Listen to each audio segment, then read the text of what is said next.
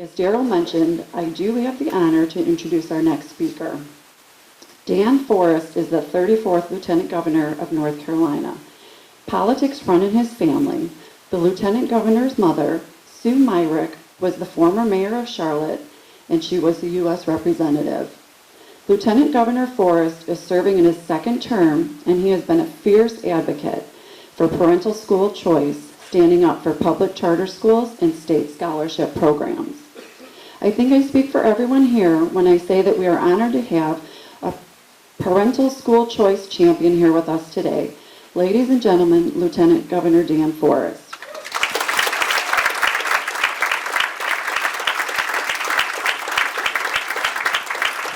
Thank you all.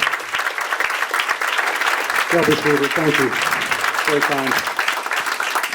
It's an honor to be here with you and to show you how old school I am. That really should say pound old school. Because I have kids, and every time I say pound something, they're like, what does pound mean? They say, oh, you mean hashtag. I'm like, why do you call it a hashtag? For 50 years, I was a pound sign, so that was a hashtag.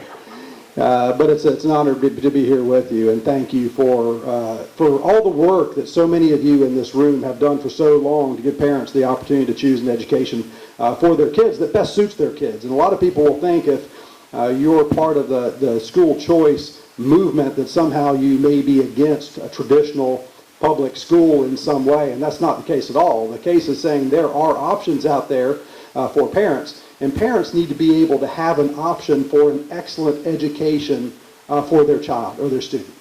I haven't run across a parent yet that said, I really want to have my child get a lousy education and grow up with no hope and no opportunity in their community. That's the community I'm looking for.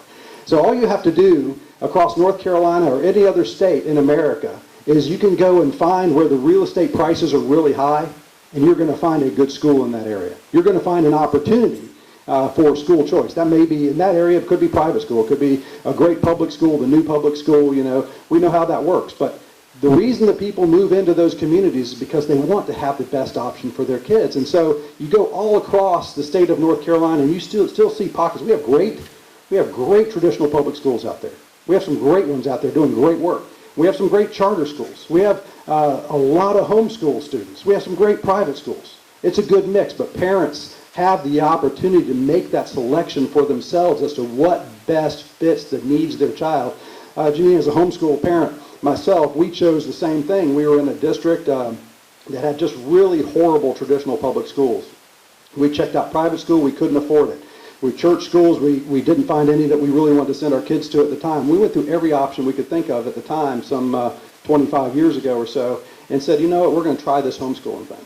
And what we discovered through that whole process was that we have an opportunity that I believe every teacher in America would love to have with the children that they're responsible for in their classroom, is to select the content and curriculum that best suits the needs of that child and to allow them in a competency or mastery-based model to move forward at the pace that they really can move forward. If they can fly through that content, great.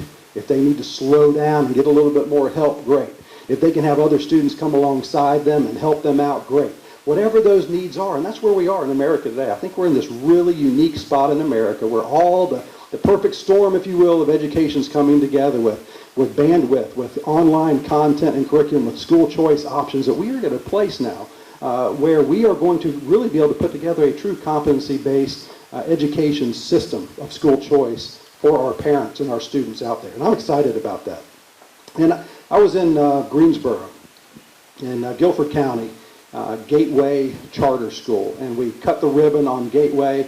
And Gateway is one of those charters that doesn't fit the typical mold of charters. It was in a poor neighborhood, a neighborhood that had never had a school choice option before, pretty much 100% minority neighborhood. And I walked into that school of fifth graders, and I was greeted by about 6 or 7 fifth graders, and they're all about this tall. And I walk in the front door, and every one of them looks up to me, reaches their hand up and says, "Hello, Mr. Forrest. Thank you for coming to our school today. We're so glad that you joined us here at Gateway Academy. What are you here for? Why did you come to our school? Would you like me to take you on a tour and show you around?" These are fifth graders. They're literally this tall. I'm not kidding. And they were the most engaging group of students at the beginning of a school year. They were as engaged as they could be. Huge smiles on their faces. And their parents came up to me after the ceremony and with tears in their eyes.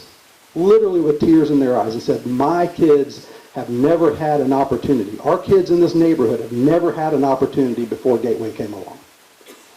You know what? I'm not an emotional guy. My wife says I have one feeling a year, and I use it sparingly. But I teared up. I couldn't help it. I'm sitting there looking at these parents going, this is just unbelievable. And so this is really what this is about.